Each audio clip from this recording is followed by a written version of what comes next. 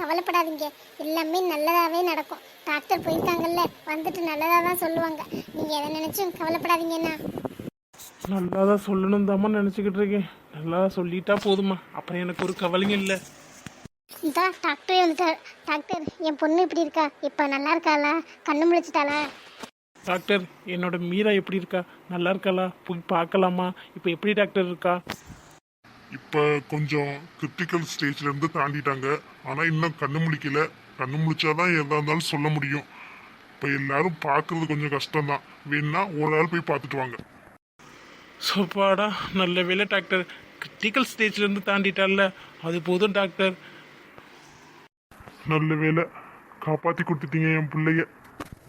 இனிமே ஒரு பிரச்சனையும் இல்லை டாக்டர். அவங்க நல்லாயிருவாங்கல்ல, க்யூரா வந்துருவாங்கல்ல. இல்லம்மா, இனி பிரச்சனைன்னு ஒன்றும் இல்லை. இருந்தாலும் தலையில் அடிபட்டிருக்குல்ல, ஒரு ஸ்கேன் பண்ணி பார்க்கணும். இருந்தாலும் உங்கள் கண்ணு முழிச்சாதான் என்ன கண்டிஷன்னு சொல்ல முடியும். உயிருக்கு இப்போதைக்கு எந்த பிரச்சனையும் இல்லை. பார்க்குறா இருந்தா யாராச்சும் ஒரு ஆள் போய் டிஸ்டர்ப் பண்ணாமல் பார்த்துட்டு வாங்க. சும்மா எல்லாரும் போய் பார்க்கக்கூடாது, சரியா? போய் யாராச்சும் ஒரு ஆள் வேகமாக பார்த்துட்டு வந்துடுங்க. நர்ஸ் ட்ரெஸ் மாத்துறதுக்காக வருவாங்க, அவங்கள டிஸ்டர்ப் பண்ணக்கூடாது. சரிங்க டாக்டர், நாங்கள் டிஸ்டர்ப்லாம் பண்ண மாட்டோம். போய் ஒரு ஆள் பார்த்துட்டு வந்துடுவோம். ரொம்ப thanks doctor. It's okay, it's my duty. யாராக இருந்தாலும் உயிரை காப்பாற்றுறதுன்னு என்னோட கடமை. இதுக்கெல்லாம் தேங்க்ஸ் சொல்ல வேண்டிய அவசியமே இல்லை. மச்சான், என்னாச்சுடா? டாக்டர் வந்துட்டாரா? என்ன சொன்னாரு? டேய் மச்சான், மீரா கிரிட்டிக்கல் ஸ்டேஜ்லேருந்து தாண்டிட்டாலாம்டா. இனி உயிருக்கு எந்த பயமே இல்லைன்னு சொல்லிட்டாங்க. ஆனால் தலையில் அடிபட்டிருக்கனால அவள் கண்ணு முழிச்சாதான் எதாக இருந்தாலும் சொல்ல முடியும், ஸ்கேன்லாம் எடுக்கணும் அப்படின்னு சொல்லிட்டாங்கடா. அவள் உயிர் பொழைச்சிட்டாலே அதுவே போதும்டா. இருந்தாலும் பாவம்டா, எவ்வளோ ஊசிலாம் போடுவாங்க. இத்தனை ஊசியை கூட தாங்க மாட்டாடா.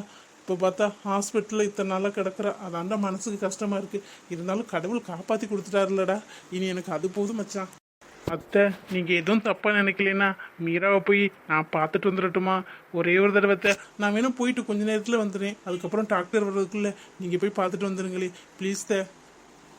இது என்ன மாப்பிள்ள கேள்வி? நேரத்துலேருந்து அழுதுகிட்டே இருக்கீங்க. நீங்கள் போங்க, நீங்கள் போய் முதல்ல பார்த்துட்டு வந்துட்டு மீரா எப்படி இருக்கான்னு சொல்லுங்க.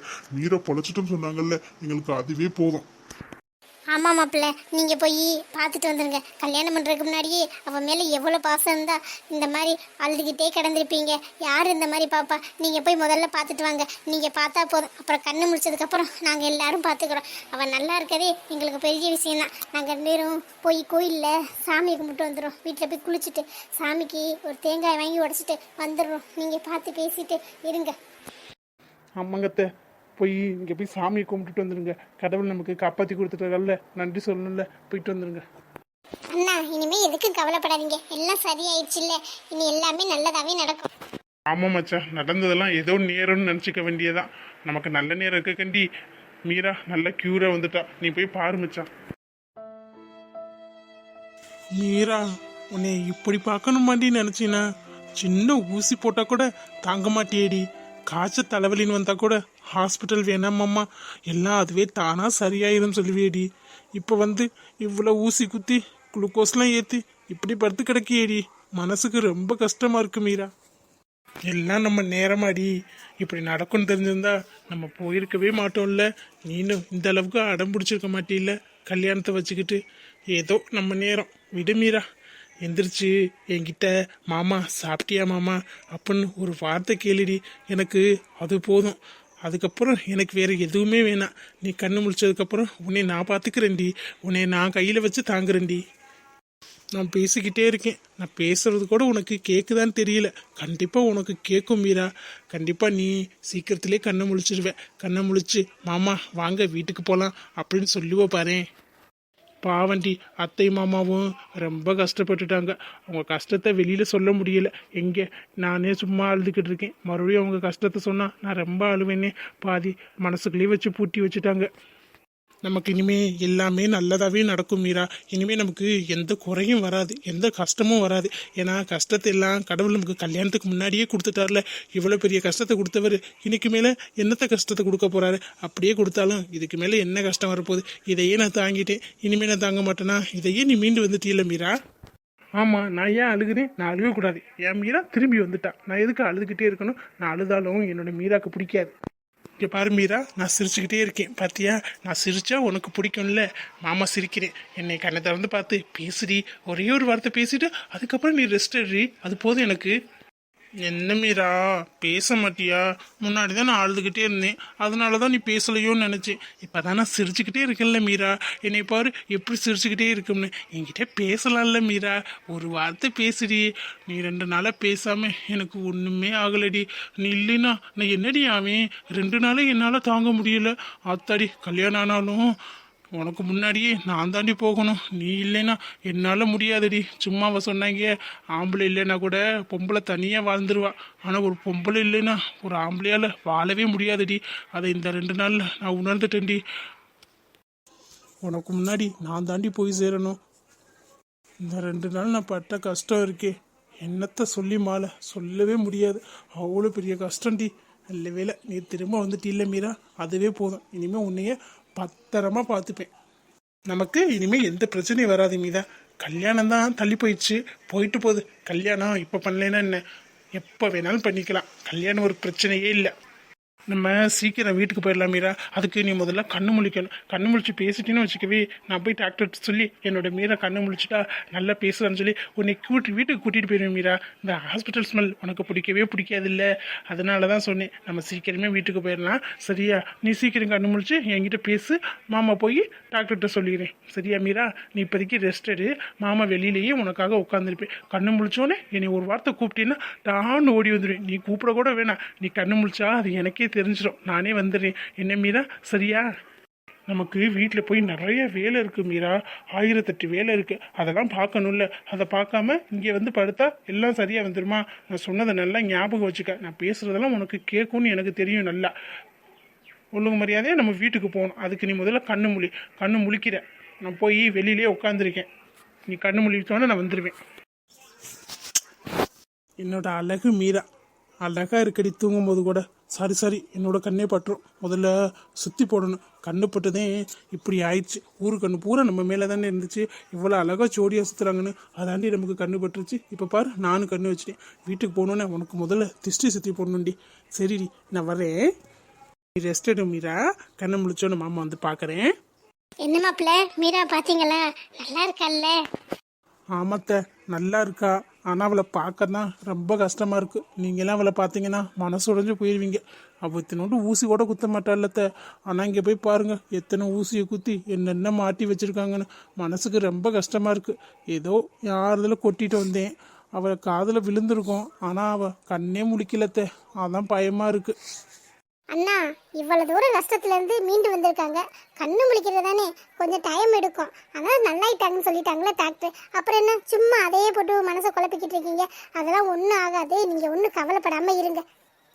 ஆமாம் மச்சான், அவங்க கிரிட்டிக்கல் ஸ்டேஜ்லேருந்து தாண்டிட்டாங்கல்ல, அதுவே பெரிய விஷயம்டா. கண்ணு முழிச்சிருவாங்க. நீ ஏன் கவலைப்பட்டுக்கிட்டே இருக்க? நீ போயிட்டு ரெஸ்ட் எடுத்துட்டு வா. நானும் சாதனா வேணா இருக்கோம். நீங்கள் 3 பேர் வீட்டுக்கு போயிட்டு வாங்க. இல்லை கார்த்தி, நாங்கள் இப்போ தானே வீட்டுக்கு போயிட்டு வந்தோம். தம்பி போயிட்டு வரட்டும், போயிட்டு குளிச்சுட்டு சத்து நேரம் ரெஸ்ட் எடுத்துகிட்டு வரட்டும். நாங்கள் மீரா கண்ணு முடிச்சோடனே ஃபோன் பண்ணுறோம். ஆமாங்கண்ணா, நீங்கள் போய் கொஞ்சம் நேரம் ரெஸ்ட் எடுத்துகிட்டு வாங்க. எவ்வளோ நேரம் இப்படி இருக்காது? நைட்டும் தூங்கி இருக்க மாட்டீங்க ஒழுங்கா. இல்லைம்மா, அவள் கண்ணு முழிச்சு பேசிட்டானா நிம்மதியாக போய் சத்த தூங்கிட்டு வருவேன். அவள் கண்ணு முழிச்சு பேசலையேம்மா, அதான் வீட்டுக்கு போகவும் மனசே தோண மாட்டேங்குது. தம்பி அசோக்கு, அதான் இவ்வளவு தூரத்துக்கு வந்துருச்சுல, நல்லா வந்துட்டால, அவ கண்டிப்பா வீட்டுக்கு வந்துருவா. நாளைக்கே நம்ம கூட்டிட்டு போயிடலாம். நீ முதல்ல போய் ரெஸ்ட் எடுத்துட்டு ஏதாச்சும் சாப்பிடணும்னா சாப்பிட்டுட்டு வா. ஆமாம் மச்சான், வா போகலாம். நாங்கள் ஆட்டோவில் தான் வந்தோம். நான் போகும்போது ஆட்டோவில் உன்னை ட்ராப் பண்ணிவிட்டு அப்படியே போகிறேன், வா. சரி அத்தை, மாமா, அவள் கண்ணு முழிச்சோன்னே வேகமாக எனக்கு ஃபோன் பண்ணிடுங்க. நான் வந்துடுறேன். அவளை எனக்கு பார்த்தாலே நிம்மதியாக இருக்கும். அவள் என்கிட்ட பேசணும்.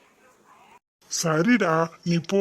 நீ சொல்லணுமா இதெல்லாம்? கண்ணு முடிச்சோன்னு நான் கண்டிப்பா ஃபோன் பண்ணுவேன். நீ போ முதல்ல. வாங்கண்ணா போகலாம். அவங்க தான் இருக்காங்கல்ல, அவங்க பார்த்துப்பாங்க.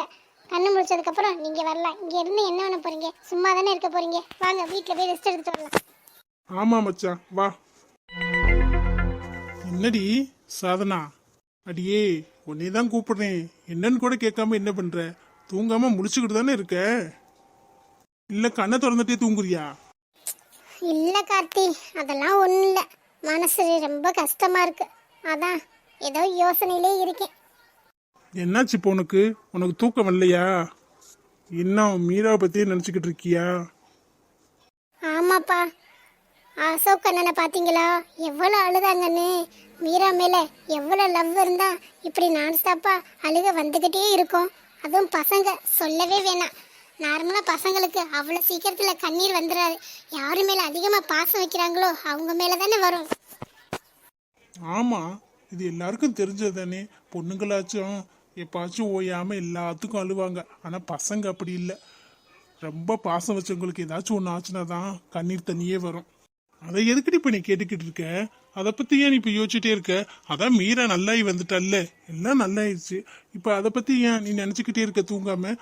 இந்த நாலு டயத்துல கரெக்ட் டயத்துக்கு தூங்கணும்ல. மாத்திரை போட்டியே இல்லையா நீ? இல்லை கார்த்தி, மாத்திரெல்லாம் நான் கரெக்டாக தான் போட்டுட்டேன். எனக்கு இன்னமும் அவங்க ஞாபகமாகவே இருக்கு. மீரா எவ்வளோ லக்கி இல்லை அண்ணன் கிடைச்சது. எனக்கு அவ்வளோ பூரிப்பாக இருந்துச்சு, பொறாமையாகவும் இருந்துச்சு. இந்த மாதிரியும் லவ் பண்ணுவாங்களே. அது அசோக்கும் மீராவும் சின்ன வயசுல இருந்தே சொந்தமா ஒன்னாவே பழகி தெரிஞ்சாங்க. ஆனா லவ் பண்ண ஆரம்பிச்சது என்னமோ இப்ப கொஞ்சம் ஒரு 10 வருஷத்துக்கிட்ட இருக்கும். முன்னாடி லவ் பண்ணியிருக்காங்க, அது தெரியல. இப்போ 10 வருஷத்துக்கிட்ட இருக்கும். 12th படிக்கும் போதோ என்னமோ தான் அப்பையிலேருந்து லவ் பண்ணிக்கிட்டு இருக்காங்க. 10 வருஷம் லவ்னா சும்மாவா? அதனால லவ்வும் கொஞ்சம் அதிகமாக தானே இருக்கும். ஏன் கார்த்தி, எனக்கு இந்த மாதிரி ஏதாச்சும் ஒன்று ஆச்சுன்னா நீங்கள் அழுவீங்கல்ல? என்னடி லூசு மாதிரி பேசிக்கிட்டு இருக்க? எந்த நேரத்தில் என்ன பேசுறதுன்னே தெரியாதா? சும்மா விளையாட்டுக்கு கூட இந்த மாதிரி சொல்லாதடா. அப்படிலாம் ஆகக்கூடாது. நீ என்ன லூஸ் மாதிரி அப்படி கேட்டுக்கிட்டு இருக்க? அந்த மாதிரி ஆகி அழுக வந்தாதான் உன் மேல பாசம் இருக்குன்னு அர்த்தமா என்ன? இல்லைப்பா, மீராக்காக அவ்வளோ அழுதாங்களா? அதை பார்க்கும் போதே எனக்கு ரொம்ப எப்படி சொல்கிறது, கஷ்டம் ஒரு பக்கம் இருந்தாலும் அவ்வளோ லவ்வா அப்படின்னு சொல்லி சந்தோஷமாகவும் இருந்துச்சு. அதான் எனக்கும் அந்த கொடுப்பினை கிடைக்குமா, எனக்காகவும் நீங்கள் கண்ணீர் சிந்துவீங்களா அப்படின்னு தான் கேட்டேன். இதே மாதிரி மறுபடியும் பேசுனீன்னா வச்சுக்கவே அரைஞ்சு போய் ஒழுங்கு மரியாதை தூங்குடி. ஆளுகளையும் சைஸுகளையும் பாரு, வந்துட்டா கேள்வி கேட்க. எந்த நேரத்தில் எதை பேசுறதுன்னே தெரியல. அதுவும் மாசமா இருக்கும்போது இப்படிதான் உனக்கு நினைப்பு ஓடுமா? நீ நல்லதை மட்டும்தான் நினைக்கணும். பாசிட்டிவாக நினைச்சாதான் குழந்தை ஆரோக்கியமாக வளரும். நெகட்டிவாக நீ நினைக்கவே கூடாது. உங்களுக்கு ஏதாச்சும் ஒன்று ஆச்சுன்னா அழுவாகலாம். நான் கேட்குறேன். நான் பாட்டுக்க வேற கல்யாணம் பண்ணிட்டு போயிருவேன் பார்த்துக்க. கார்த்தி, என்னடி? என்ன கார்த்தி இப்படி சொல்றீங்க? விளையாட்டுக்கு தானே சொல்றீங்க. இல்லடி, நான் சீரியஸாக தான் சொல்கிறேன். நானா அழுக மாட்டேன். பொடி போதுமா? இதானே என்ன பண்ணுவீங்கன்னு கேட்ட பதில் தெரிஞ்சிருச்சுல. போய் தூங்கு. இல்லை, நீங்கள் போய் சொல்றீங்க. நான் இல்லைன்னா உங்களால இருக்கவே முடியாது, அது எனக்கு தெரியும். அதை ஒத்துக்க வேண்டியதானே. சும்மா என்னை வெறுப்பேற்றுறக்காண்டி இப்படி சொல்லக்கூடாது. போங்க, எனக்கு தெரியும். நான் போய் தூங்குறேன். தெரியுதுல்ல, அப்புறம் எதுக்கிட்ட இந்த கேள்வி கேட்குற? மறுபடியும் இந்த மாதிரி பேசினேன்னு வச்சுக்கவே நான் உங்ககிட்ட பேசவே மாட்டேன் சாதனா. சரி சரி, ரொம்ப பண்ணாதீங்க. எனக்கு தூக்கம் வருது. சும்மா நொய்யின்னு ஏதாச்சும் பேசிக்கிட்டே இருப்பீங்க. உங்களுக்கு தூக்கம் இல்லைன்னா நானா கிடைச்சேன். எனக்கு தூக்கம் வருதுப்பா. அப்பா தூக்கம் கொண்டு அசதுது. நீங்கள் வாட்டுக்க தூங்க விடாமல் ஏதோ பேசிக்கிட்டு சும்மா டார்ச்சர் பண்ணிக்கிட்டே இருக்கே கார்த்திக். நாளைக்கெல்லாம் நீங்கள் கீழே படுத்துருங்க, நான் வாட்டுக்க மேலே படுத்துக்கிறேன். இல்லைன்னா தொணன்னு பேசுவீங்க. இல்லைன்னா பக்கத்து ரூமில் போய் படுத்துருங்க. அடியே, பேசுறதெல்லாம் பேசிவிட்டு இப்ப நான் தொணன்னு உன்னை தூங்க விடாம பண்றேனா? எனக்கு தூக்கம் வந்து அசைச்சதுடி. சரி, நீ தூங்காம இருக்கியே அப்படின்னு கேள்வி கேட்டா நீ என்னை டென்ஷன் ஆக்கி விட்டுட்டு இப்போ உனக்கு தூக்கம் வருதா? நீ எப்படி தூங்குற என்ன பாக்குறேன்டி. போங்க கார்த்தி, எனக்கு தூக்கம் வருது. நான் தூங்க போறேன். நீங்க தூங்குனா தூங்க, தூங்கலைன்னா போங்க. எனக்கு என்ன? இங்கே பாருடி, எனக்கு தூக்கம் வரும்போது தூங்குனாதே. அதுக்கு மேல தூங்குனா எனக்கு தூக்கமே வராது. எனக்கு நீ தான் கம்பெனி கொடுக்குற. அதே தான் எனக்கும். எனக்கு இப்போ செம்மையா தூக்கம் வருது. இதுக்கு மேலே விட்டேன்னா நான் விடிய தூங்க மாட்டேன். நான் போறப்ப நீங்க ஃபோன் வச்சிருப்பீங்கல்ல, நெட்டை காலி பண்ணுங்க உட்காந்து. அடியே, நான் வாட்டுக்க சொல்லிக்கிட்டே இருக்கேன். என்னடி பண்ற? நான் தூங்கி 1/2 மணி நேரம் ஆச்சுப்பா. நீங்க தூங்குங்க. தூங்கி 1/2 மணி நேரம் ஆச்சா? தூக்கத்திலே பேசுறியா? என் தூக்கத்துக்கு எடுத்துட்டு நீ தூங்குறியா? தூங்கு. நாளைக்கு இருக்குல்ல, அப்ப வச்சுக்கிறேன். நான் தூங்கிட்டு உன்னை தூங்க விடாம பண்றேன் பாரு. இவ தூங்காம இருக்கலன்னு இவள்கிட்ட கேள்வி கேட்க போய் இப்ப நம்ம தூக்கம் போச்சு. இனி தூங்குனாலும் தூக்கம் வராது. என்ன பண்றது? போனாதான் நோண்டணும். இப்பவே நோண்டா நெட்டு காலியா போயிடும். இவட்ட நெட்டு இருக்குல்ல, இவ சும்மாவே வேஸ்ட் பண்ணுவா. இவட்ட நெட்ல ஒரு படம் டவுன்லோட் பண்ணி பார்த்துக்கலாம். காலைல போய் மச்சானை பார்த்துட்டு வந்துட்டா தேவையில்ல. என்ன பண்ணுறேன்னு தெரியல. மீரா கண்ணு முடிச்சுட்டாலான்னு ஃபோன் பண்ணியும் கேட்கல. ஃபோன் பண்ணணும்னே நினச்சிக்கிட்டு இருந்தேன். அங்கேயே இருந்த அசதியில் வந்தவள சரி படுப்போம்னு வந்தா இவ ஏதேதோ பேசி மண்டியை கழுவிட்டா. நாளைக்கு போய் ஒரு எட்டு பார்த்துட்டு வந்துடலாம். இல்லாட்டினா ஃபோன் பண்ணி கேட்டுடலாம். இவளை இனிமே அங்கே கூட்டிகிட்டே போகக்கூடாது. இவ புத்தி பூரா எங்கே போகுதுன்னு பாரு. பாசிட்டிவாகவே நினைக்கணும்னு சொல்லுவாங்க. இவ எப்போ பார்த்தாலும் நெகட்டிவாக என்ன மாதிரிலாம் யோசிக்கிறா. இவளை என்ன பண்ணுறதுனே தெரியல. இருக்கட்டும் இருக்கட்டும், குழந்தை பிறக்கட்டும். குழந்தை பிறக்கிற வரைக்கும் இவளை எதுவும் திட்டக்கூடாது, மனசு ஹர்ட் ஆகும். குழந்தை பிறந்தோடனே வச்சுக்கிறேன் இவளை.